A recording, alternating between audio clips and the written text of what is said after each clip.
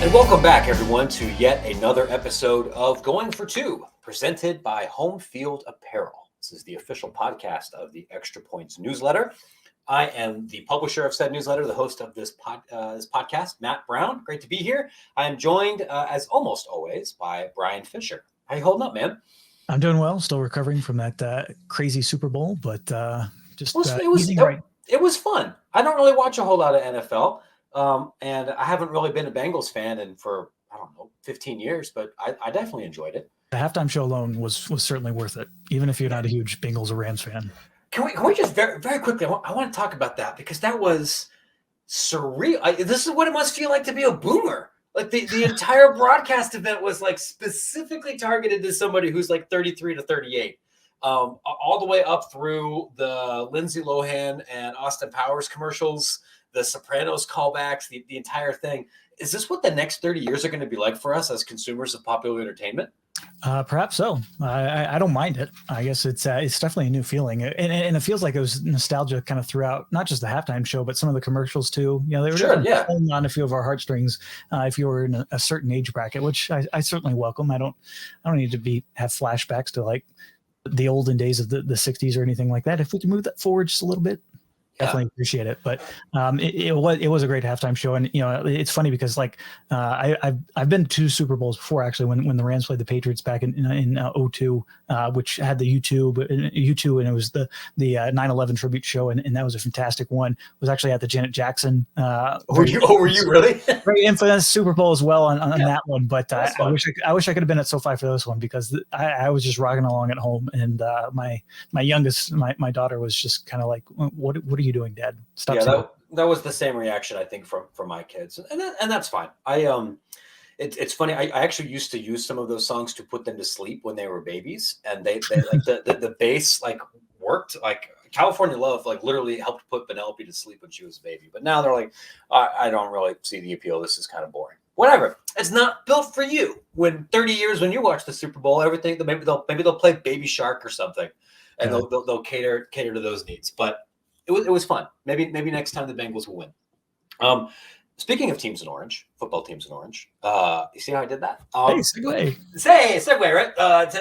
One of the big stories that's come out here today, we're recording this here on Tuesday afternoon, was our friend David Ubben's, I think, really insightful story for The Athletic about a massive NIL collective at Tennessee. And that, I think, has really driven a lot of the conversation today about not just in SEC circles, but everywhere in college athletics. Because your favorite school, if you're in the Power Five, probably either has some sort of NIL collective entity now or is working on doing something right now. And they're all a little bit different, but generally that is a vehicle where you give money, you being a business or a very independently wealthy person or somebody like us, and that money is then allocated to a particular athlete rather than businesses and everybody trying to do deals on a one-off, right? Miami's got one of these. Florida's got one of these. Indiana has one of these. But they vary. And it seems like the one at Tennessee is kind of a capital B big deal, right? It does. And what's fascinating to me is just kind of seeing the evolution of everything since July 1st and everything kind of went live. You know, obviously there's a ton of companies that kind of exploded onto the scene, your influencers, your open doors who are already in existence, but really have taken on a kind of new level in the NIL area. And then there's these collectives, you know, like we've been mentioning. And the story that David wrote about the Tennessee one, I think a bit eyebrow raising for a lot of folks, not just in terms of you're hearing $25 to $30 million being thrown around by people who are actually raising that money, not just Jimbo Fisher going off at a signing day press conference. But I think talking with recruits, a lot of the kind of minor details that came out of his story were a bit surprising to some folks. And there are going to be a few others out there, a few schools that are being like, wait a minute. Why aren't we doing this? And it's truthfully going to be a bit of an arms race, as I'm sure we'll get into with David here. Yeah, I to better provide some context about what's happening here. Let's bring David on. He's going to be able to explain what's happening at Tennessee and this kind of entity a little bit better than maybe you and I can. So why don't we go pivot to him real quick?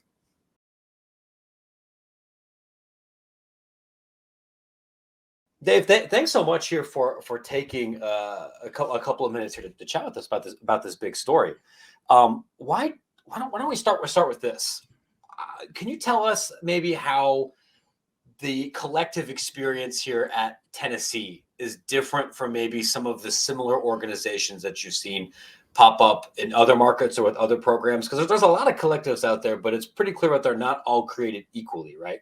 Yeah, I think Tennessee has a head start for a couple reasons. One, I think the group that I wrote about at the Athletic, Spire Sports, I think one of the biggest reasons why they're ahead of the game is these guys are former agents who have 10 years of experience in sports marketing. So when market value and they leverage relationships with local businesses, they're not new to this. This is a new platform and it's a new enterprise, but the business is pretty much the same. We have athletes, you have money, and you want them to, have some of it, and then the deliverable is kind of, TBD. So it's different, but it's still largely the same. And then additionally, these guys started this company, I guess late 2020, kind of early 21, but July 1st, they were very much ready. They were ready for this. I think they kind of knew that it was going to be a recruiting, a big player in recruiting, but maybe not to the level that it already is. Yeah. But at this point, one, understand that, which there's more than a few places that still don't understand that. Two, they understand that, and they are already pretty well funded. I mean, part of their time is talking to recruits, but a lot of it right now is talking to donors and explaining to them much of what's explained in the piece, which is the stakes of this and how integral this is going to be in recruiting for years to come. And, we kind of get into it in the piece a little bit.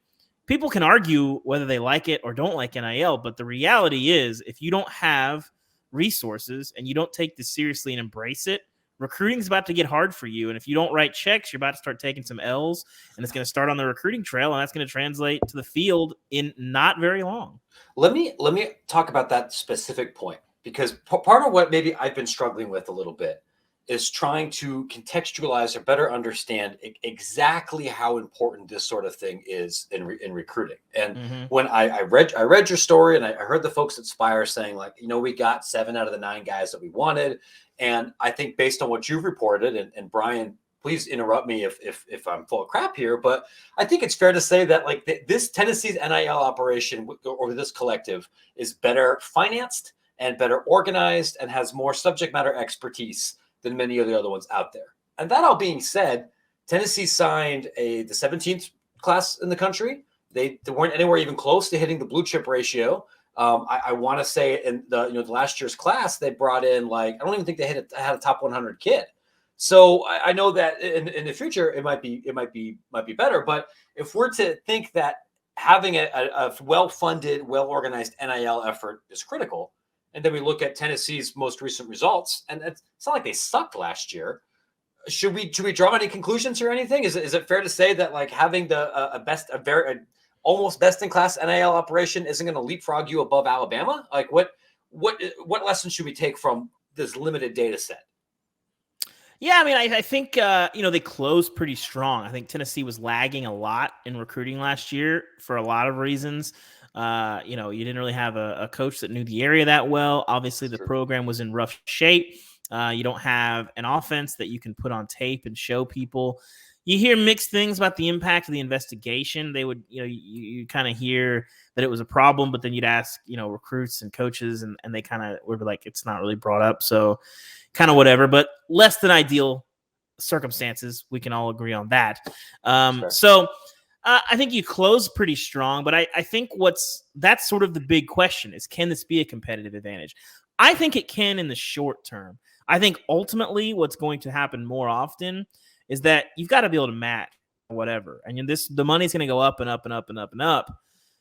And, if Tennessee is offering you $15,000 more than Alabama, that might not do it because Alabama offers a lot of other things. Or, if you're a Texas kid and North Carolina State is offering you $30,000 more, but you can stay at home and maybe you're not the jewel of the class money, but you're going to play for A&M and you're going to stay home, it can help you. I think the biggest thing that I've taken away from is if you're going to slow play this and you can't match and everybody's offering $50,000, $60,000, $70,000 more than you, you're going to fall behind.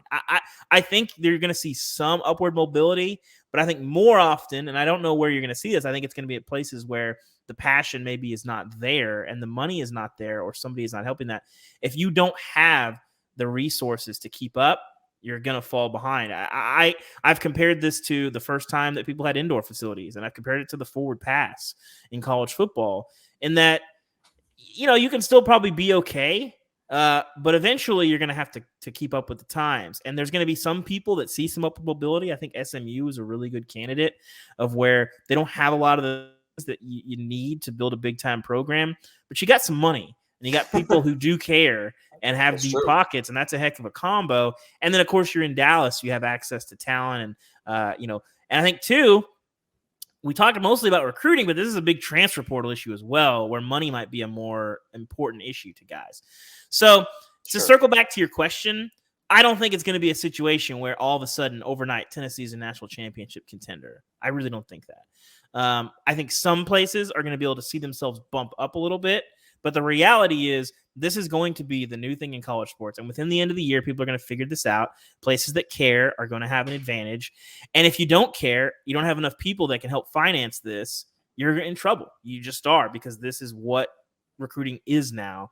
And if you don't understand that, you don't get it, you don't fully grasp the stakes, it's going to be a problem for you. Interesting. Your story comes out after, I don't know what you would want to kind of sum up the situation at Auburn as, but obviously there's been a lot of booster talk surrounding Auburn and kind of the conflicts between them. Do you anticipate maybe multiple of these collectives kind of running into each other, or running afoul of what the coaches want to do in terms of recruiting guys? Maybe So it's already happening at Texas, where they have 3 collectives and a baseball collective, right? Which I know the concept doesn't sound like Texas. I know the concept of warring factions at Texas. It's foreign to all of us. It'll be an adjustment, but ultimately, I think the way that it's worked out for Spire has been pretty smooth, because Tennessee's administration isn't throwing a fit when they go and meet with a donor and say, hey, in a lot of cases, the donors are going to give to them in addition to what they give to Tennessee. I think this will be the case in a lot of places. Yeah. But in some places, it's going to be instead of. And how does the administration feel about that? Tennessee has sort of taken an approach that's sort of like a rising tide lifts all boats. They might not be crazy about it if they have a major donor that all of a sudden decides to take 7-8 figures and pull it out of the Tennessee fund and move it into Spire. Well, maybe that's a different conversation, but them talking to them and developing relationships and fundraising with the same people that they have to fundraise from, they are okay with it now. And I think the question is, there's 100 programs. You may not have that kind of alignment everywhere. I mean, you don't have to look far down the road to see this can go bad in some places, but a combination of Tennessee having a forward-thinking athletic department, a coach who has sort of embraced this in Josh Heupel and hasn't really put his foot in his mouth or been a hurdle to this, and then a group that is pretty organized and has a good background and this space. It has worked well for them. Will it work that way forever? I don't know. I think everybody would love for it to, but not every place. I mean, goodness, Auburn hasn't, and I'd like to hear Auburn's stories right now of what their situation is, because they have a collective right now, and so. What does this look like? And then when the coach is out, when he's getting when they're tired of the coach, what does that look like? I mean, we have this really only turned in like October, November into kind of what it has become. That's like 4 months. That's not a real big data set. So again, as this grows, sure, there's going to be issues. But the good news is, folks like us talk and write about it. I don't have to deal with it. My livelihood is not tied to the success of any particular program. And at this particular moment, I am embracing very comfortable reality. Let me ask you something else, and maybe it's not something that is possible to answer right now. But I feel pretty comfortable digging into financial disclosure spreadsheets and thinking about what this looks like on the business side. But I am not as plugged in to the nuts and bolts of what football recruiting looks like at a program like Tennessee. I think all 3 of us know that prior to NIL, there was a compensation marketplace that existed. It might have been under the table, and now we have a compensation marketplace that exists above the table. To what extent do you think in the SEC or at Tennessee or at other major programs, has the under the table marketplace been replaced, or is that still also functioning largely the same as it always was, and now there's just a different supplemental market along with it? Well, there's no reason for the under the table to exist at this point. If somebody wants to give you money and you can, instead of risking your eligibility or whatever, if you can just say, hey, I'll come sign some stuff at your place, that's your deliverable, that's fine. And there's no reason for it. What's happening is, so now that it's legal and it's above the table, and some guys, not all guys, but that number is going to be growing in this class, know their worth. And they know that they have leverage. And the money that you used to have on the black market is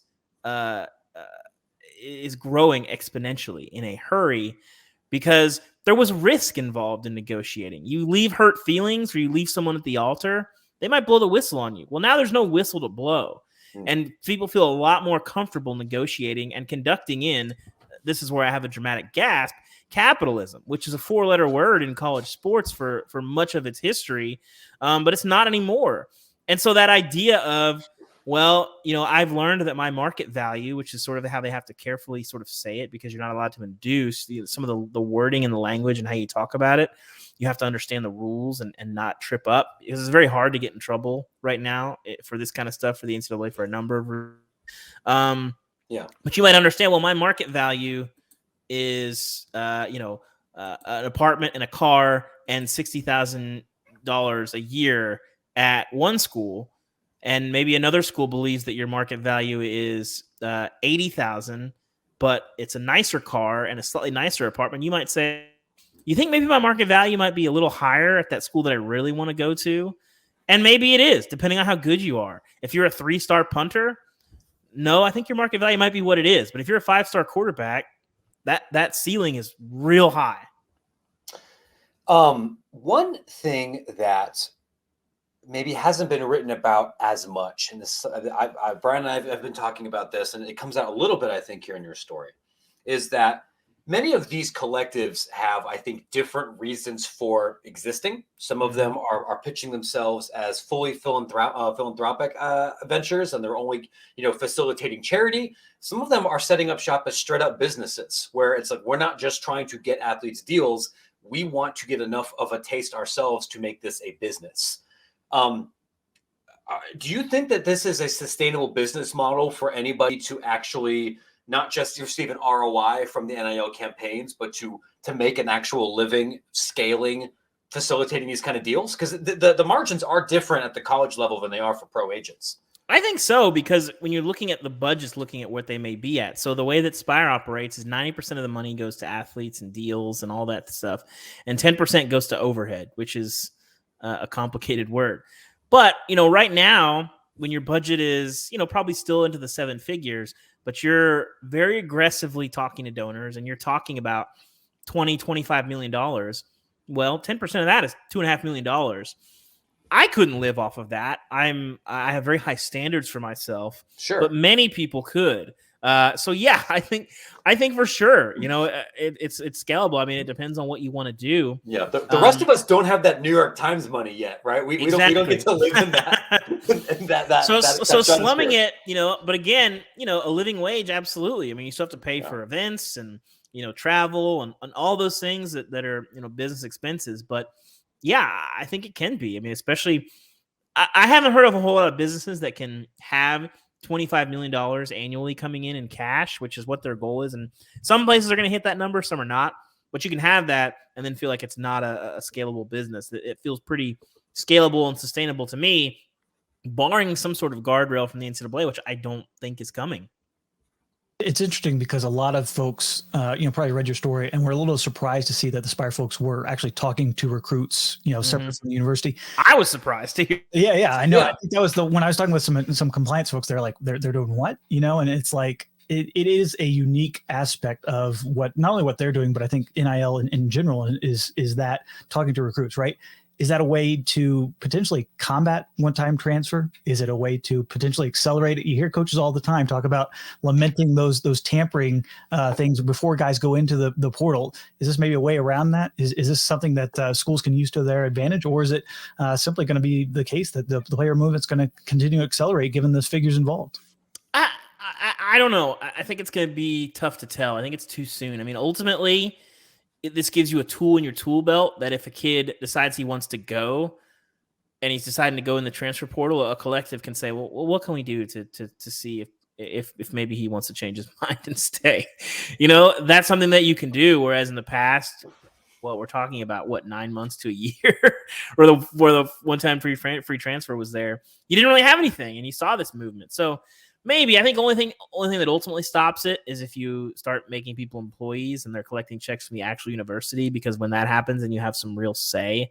And a lot of the deals that we're seeing are multi-year deals, but nobody wants to sue a kid. If he decides to go in the transfer portal and leave, you kind of just tear it up, and that's what it is. It's not going to help you in the future if a kid decides to leave and you throw a tantrum and you're suing him for this or that. Like, no, I don't think any collective, at least one that has a sense of what is going to happen beyond the next week, is going to pursue anything like that. So I think it can help. I don't think it's going to be much more than sort of a Band-Aid on a gunshot wound in some ways.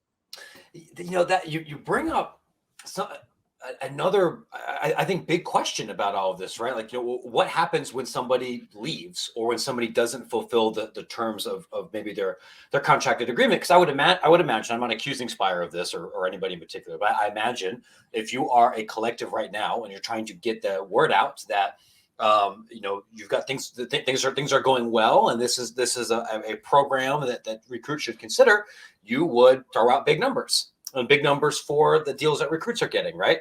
And if you don't necessarily, if Spire doesn't have to submit compliance paperwork or anyone has to go actually double check that in 10, 11 months, maybe a figure that's presented now, which is really like, spread out over 4 years or backloaded or something, changes a little bit. Like, but you think that the political repercussions of, taking back a deal or unwinding anything if someone doesn't pan out or someone leaves are so significant that a collective probably wouldn't engage with it.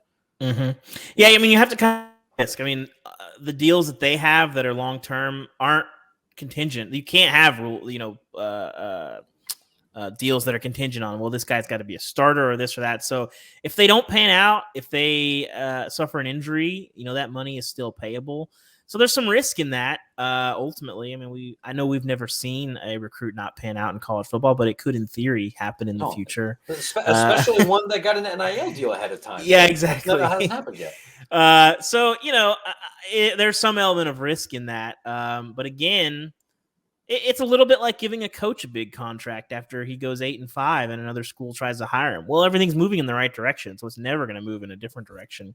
And so let's go all in and let's give everyone money and we'll see what happens on the backside. So, again, where this is still really in its infancy and what this looks like in a year or 5 years or 10 years.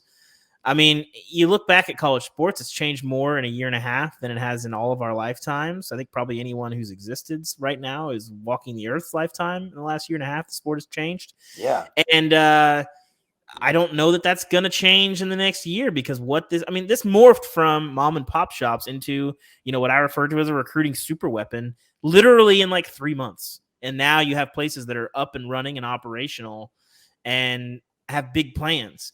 That didn't take long. Well, people care a lot about winning, and especially places that haven't done it and have tasted it in the past. Like right now, Alabama doesn't have a public collective that we know of. You know why that is? Because they've been doing okay, and they don't have a lot of people that are like, we got to change this. Well, who's been real active? Tennessee's been real active. Nebraska's been real active. Well, I think Florida. There's something to that. Yeah, Florida. Yeah. I think there's something to that. So, we'll see what this looks like. That's a great point. I mean, now, Brian, I mean, like, if you're right, thinking about the places that were, I think, first or most aggressive in this space, right? Miami, definitely in that conversation. Florida, USC. For sure. A real we're fed USC. Up, we're not going to take it anymore vibe from all those folks. Yeah, right? And then, but you're right. When I think of, like, I've said this numerous times, Ohio State has not been nearly as aggressive in here. And like that, the new NIL adjustments that they announced like last week are not even in the same stratosphere as anything being talked about here. It's basically just giving Dobos access to open doors. And they haven't had to do it. But you're right. Like it does seem that there's a correlation between we've been good before and we're not so good now. And we're willing to write some gigantic checks. And there's like Indiana, or I guess Indiana basketball would be the equivalent of this, right? I need somebody to explain the Ohio State laws and the Ohio State bringing it in-house. I don't fully understand how that all works. Well, I will send you a video we did for Connect that might explain that a little bit. Or that's the thing between the NCAA rule and the varying state laws. It's all just, very hard to understand. But the core of these collectives, I don't think, are put your money together, help go get players, and give them money when they come to your school. Yeah. That seems like a basic plan. It's just never been done like this before. Yeah, maybe you get an autograph or a Zoom call or a newsletter or an NFT out of it. Maybe they we can show up to it. I mean, these events, I think that was one of the things that Spire did that I think is really smart. They hired a Washington, D.C. political operative who helped fundraise, in presidential campaigns dating back to the 80s based on some of their D.C. connections back there. And some of it is, hey, if you're going to give small amounts of money, $20 a month, what do you get? And that is access to some of these NIL events. And that's something that fans have never had. You have a 5-star freshman quarterback that shows up. You might not see or hear from him for a year, 2 years. Well, now he might sign, enroll, he might sign in December 19th. And by January 10th, you're shaking his hand at a Meet the New Players event that you got access to because you pay $20 a month. If I'm a fan, that's a pretty good deal. I want to do that. I think there's going to be a lot of people to do that. And you say $20 a month.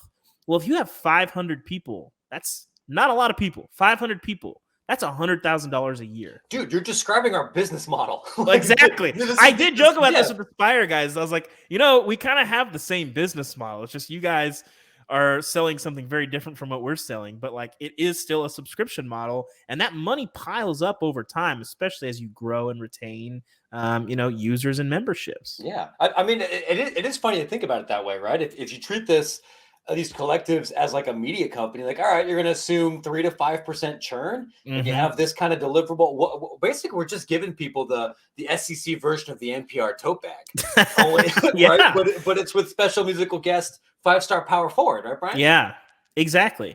Again, I was talking about this earlier today on the Audible. Like, there's a lot of people. I think the opposition has twisted to a lack of comfort with this. And I think the way that I think of this big picture, like globally, I think people are so locked in with NCAA rules and this is wrong and this has always been, punishable and you can't do that.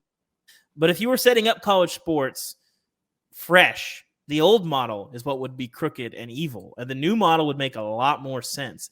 And I think that when you talk about big time money, instead of going to pay for stadium upgrades or slides or barbershops or recording studios or $10,000 in the locker rooms, if some of that money gets redirected to kids who might not have that much money and might have a small window of time to maximize their value, you're going to have a hard time convincing me that's not a big picture societal good.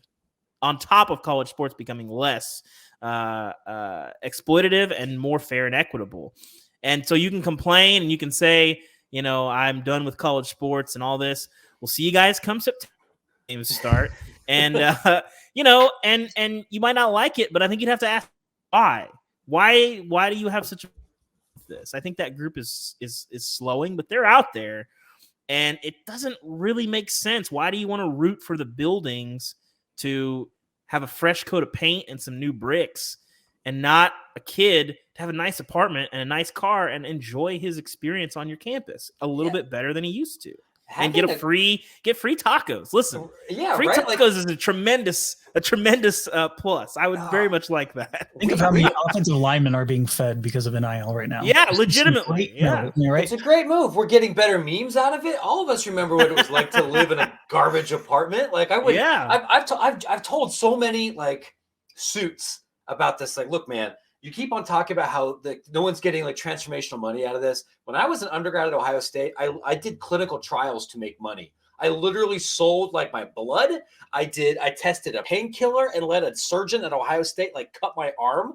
And transformational money to a college administrator who's probably making close to 7 figures or at least in the well into the 6 figures. Transformational money to them and a kid who is on scholarship somewhere and just adds $20,000 a year to his budget. That's a lot of money. Dude, when you don't have expenses. When you don't, right? When you $2,000 $1,000 to a typical undergrad, like, man, that's 3 months rent. Yeah, it's serious. It's a lot of money. And it's funny that you kind of talk about this in the context of, well, what would this all world look like if we built up the system now? This is feedback I get a lot. I know we're kind of veering off for a second, but that's kind of what esports looks like right now, right? Which is kind of like, what if college sports but built 2 years ago, where everyone's monetizing their Twitch streams, everyone's competing for prize money independently, and a couple people have spent some big money on facilities, but you don't really need to drop $6 million on gamer stations. People are looking for other things out of that experience. Nobody outside of the Urban Meyer Jacksonville Jaguars was trying to recruit a professional athlete off facilities, because most people, that's not what's important to them. Exactly. And again, this is what goes into, the biggest quotation marks in history of nonprofits. The facilities arms race was always stupid, but you got to spend that money on something. And the coaching salaries are out of control. Why? Because you have a free labor force. Well, again, you're going to have in the next year or two a lot of hand-wringing from administrators who say this money is coming out of our fund and going to players. And again, tell me why that's a societal negative. It's bad for sports administrators' budgets. I'm sure it is, but they're going to be fine. And if you have to cut sports, well, that's because you have organized your budget in a terrible way. You don't have to cut sports. That is a red herring of all red herrings. And, it might be tough at smaller places, but you're not going to be having a ton of funds diverted from smaller places. The big places, you might have to do some we'll call it economic restructuring, but that's because you built a system that didn't make sense in the first place. And a system like that is not worth protecting. So if they have to change and things, change a lot at college sports, again, explain to me why it's not a societal good, because the NCAA or college sports as it was is not an enterprise worth protecting to go back to the way it was. It was not. If you did not think that the previous system was exploitative and problematic in a million different ways, you didn't pay enough attention. You weren't watching closely enough, and you just, the simplest part is you don't know what you're talking about. You just don't. We got to be honest here. Like, half the people listening to this show have .edu in their email addresses, and I think they would agree. And they would probably agree with that too. Like, this is something that is not shocking when I talk to a deputy athletic director or somebody that's in this business, right? Like, it's a small chunk of people. Did you have anything else here, Bryan? I was just going to say, in your lead, you obviously you throw out the figure, or the Spire guys do the $25 to $30 million, and obviously that's Tennessee. You're in the SEC, passionate fan base, large passionate fan base with not a lot of competition there in Knoxville and beyond. If you're a Group of 5 program, if you're seeing this story, I'll stop you. Godspeed to the Pac-12. Yeah, that's another. We can talk Group of 5 of the Pac-12. Outside of USC and Oregon and maybe Washington, boys. That's my question. If you're Arizona, if you're Colorado, if you're going, I think everybody remembers Caleb Williams being offered $1 million to go to Eastern Washington or Eastern Michigan. Eastern Michigan. There was to be the shift manager at the factory, if I remember correctly. Yes, Charlie Batch having fun right there. But if you're one of those smaller schools, if you're in the Group of 5 or whatever, how can you compete? Are you just kind of throwing your hands up in the air and saying, you know what, they are playing a different sport compared to us? I don't know that it's much more simple than it's already not going great for you in a lot of ways. And you had 130 years to try and fix it. And you were playing from behind constantly. You don't have the fans. You don't have the budget. Well, sometimes, in the South, the lack of pro sports helped fuel a lot of this. But you had time to try and build this, and maybe you can salvage it. But, some people like things more in other areas of the country than they do in other areas. And this is not, there's not a CBA. There's not a league that's going to make sure that there's competitive balance. And you hear that complaint all the time. And I'm just like, anyone screaming about competitive balance, have you watched the playoff since its inception? Like, listen, the Pac-12 struggling on the football field is not a new development. And it's not a development fueled by the transfer portal or NIL or any of these things. It's fueled because people don't care there as much. And we can joke about it just means more and all these things. And it is funny, but it's also true. It's just true. Go to a game, turn on the TV, the 3 p.m. kick at the Coliseum even, or, somewhere else in the Pac-12, and turn on, Death Valley at 3 p.m., it looks different. It's just different. It's not the same sport. And it means more both for good and for ill, right? Like, yes, there are some negatives to that. Yeah, nobody is poisoning trees in Corvallis, Oregon, over football games. That they're more likely to do that over, trying to stop some mega development or something. Yes, but yeah, that is true. And I mean, anyone can go look at the 247 rankings and then look at that and then try to make an argument about competitive balance or recruiting equity is ridiculous. Like, they're not gonna kidnap half of Alabama's class and spread out. You two go to Arizona State. You two go to Washington State. You two go to Colorado. You two go over to Washington. That's just not what's happening. And I think, people that want to complain again about competitive balance, there's nothing stopping these places. I mean, get money and get fans and do whatever that takes. And, the road to doing what you want to do, no one's stopping you. There's no anything standing in your way other than your own circumstances. And there are certainly some factors that make things easier for places in the South to build these programs, and the powerhouses, the Michigans, the Penn States, and Ohio States, and those kind of places, and even the USC and Oregon.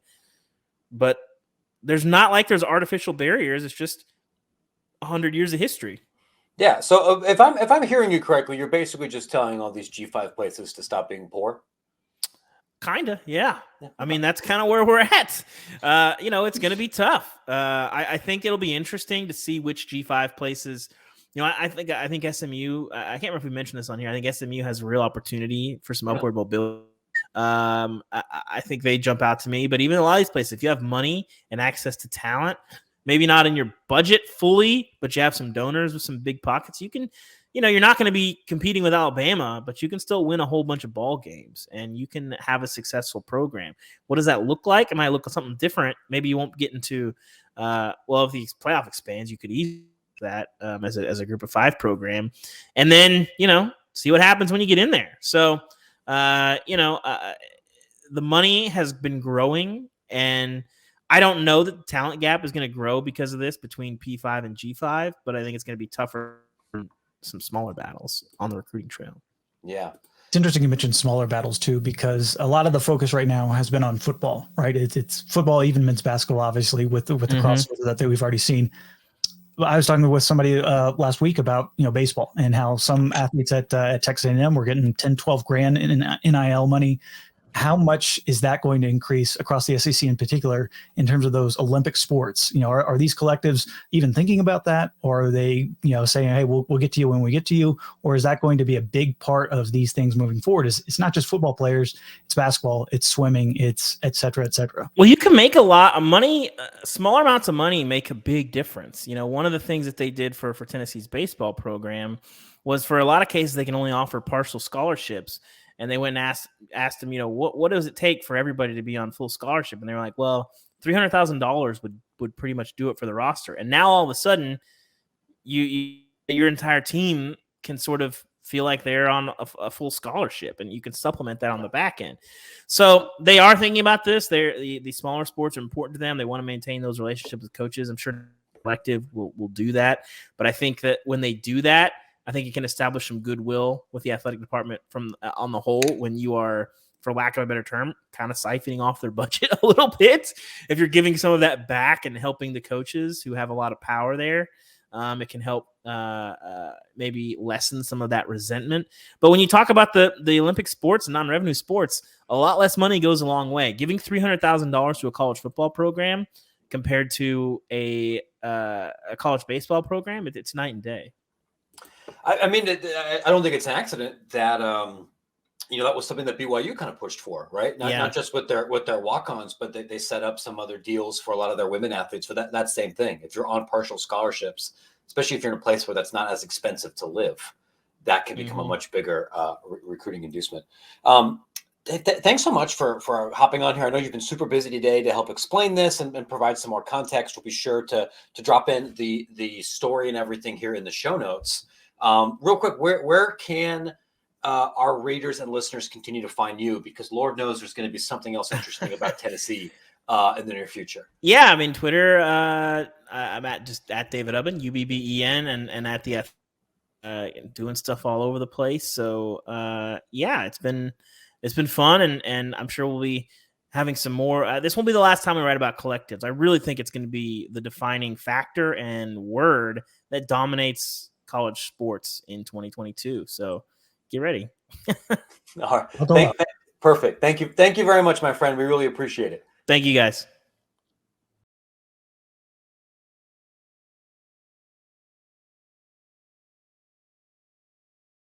I appreciated that opportunity to be able to, I think, shed some greater context on what's happening here.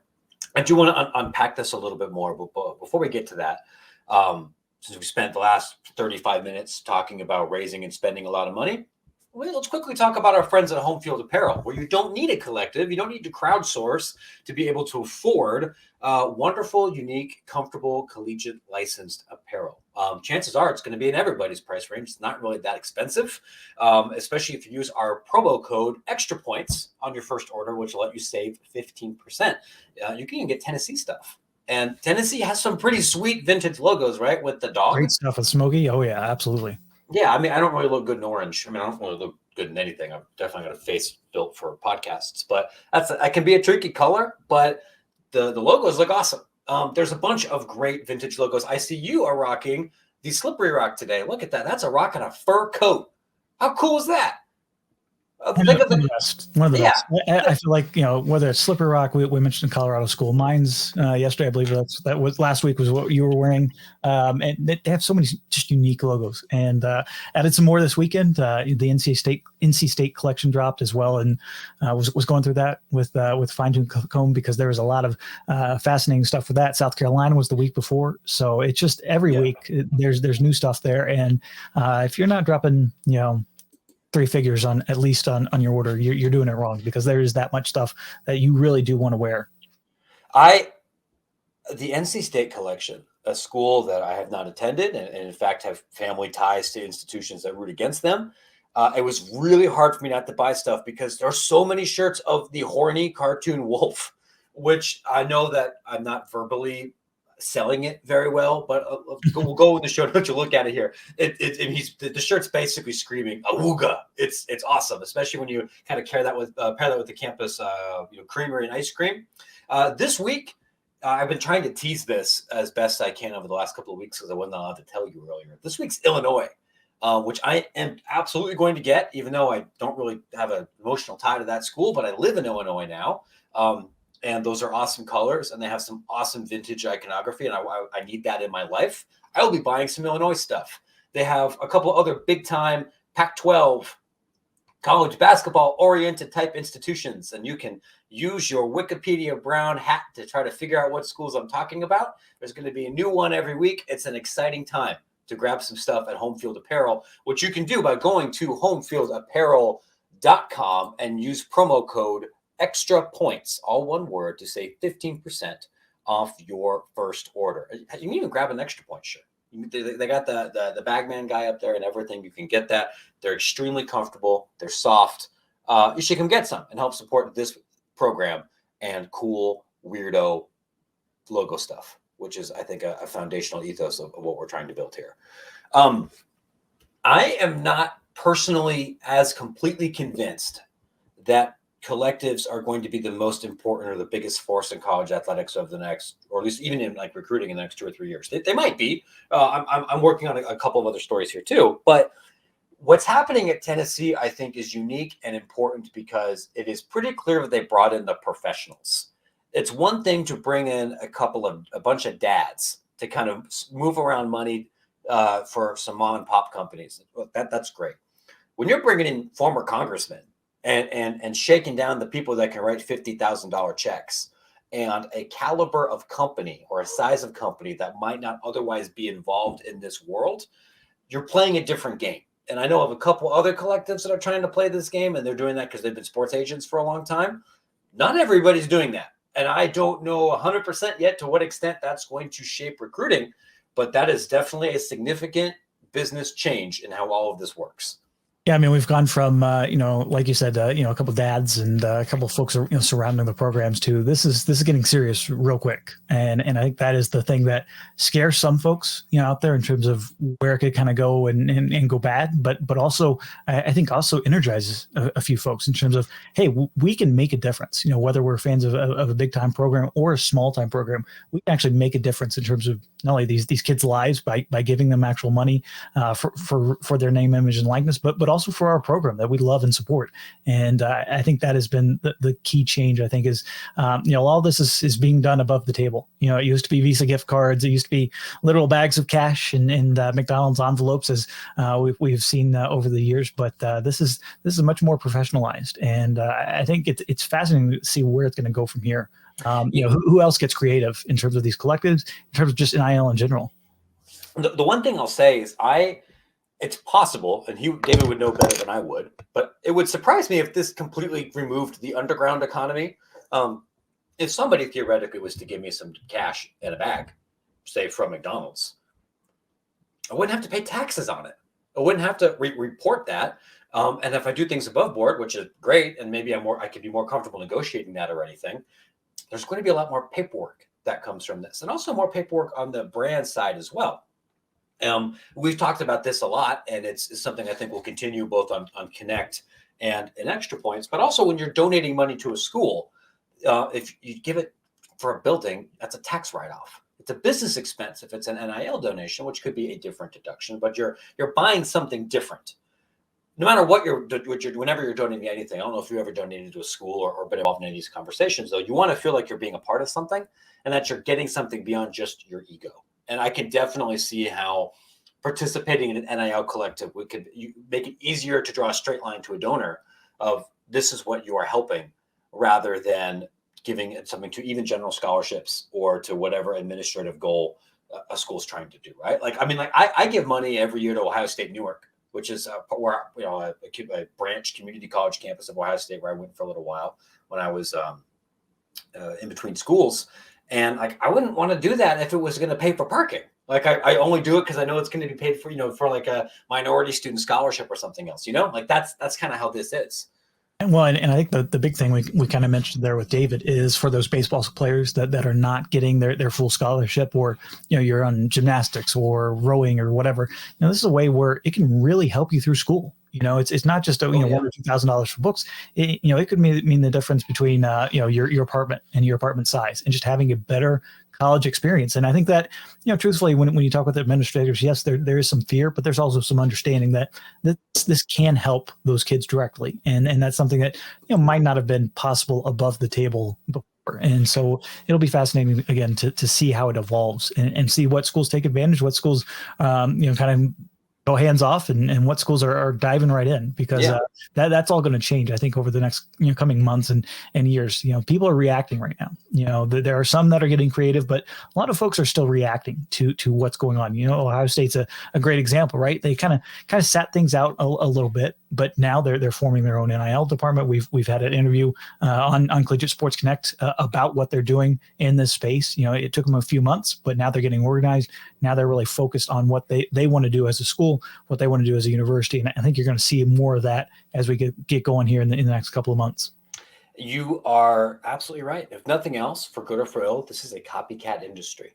And people are always going to be looking over their shoulder, seeing what their conference mates are doing and trying to copy that, even if they don't know it works yet, because that's just kind of how this whole world operates. We will, of course, be talking a lot more about NIL and collectives and financial instruments and that schools and entities and businesses use to funnel money one way or another on Extra Points. We will see that on the D1 ticker. We will see that across various video interviews on Collegiate Sports Connect. I'll try to drop in a couple of those there in the show notes. You can follow those. Collegiate Sports Connect is free. D1 ticker is free. Extra Points is, part of it's free. Everyone can subscribe for free. If you want to get the full dope, you have to get a paying subscription. But if you are a student, that can be pretty. It's affordable anyway, but it's especially affordable if you're a student. You can find that, of course, at extrapointsmb.com, and you can find me on the internet, probably spending too much time on Twitter at MattBrownEP. Bryan, where can people continue to find what you are doing? At Bryan D. Fischer, Bryan D. Fischer on Twitter is always the best place, as well as, sign up for the D1 ticker. A lot of our Collegiate Sports Connect videos are on there. Just had a conversation a few hours before this one, talking about crypto and college athletics and how it all kind of relates together. Had a conversation last week with Kendall Rogers of D1 Baseball, talking about the season, coming up this Friday, first pitch with opening day, right around the corner. Softball's already started. So a lot of stuff around the college sports ecosystem going on right now. And the D1 ticker is the best place to find it. Dude, that's a good point. We have a really fun show we're excited about on Friday. We're going to record it on Thursday because I'm going to Phoenix to do a couple of extra points in D1 ticker, to connect stories in the Phoenix area. And one of those things is going to be going to a college baseball game, which I have not done in a while. I know I'm excited to go someplace where it's warm and there's some vitamin D, and it's going to be a great experience. So everyone, so thank you so much for sticking with us. We produce so much stuff, and we're happy to share it all the way with you. We'll see you in a couple of days. Thanks for listening.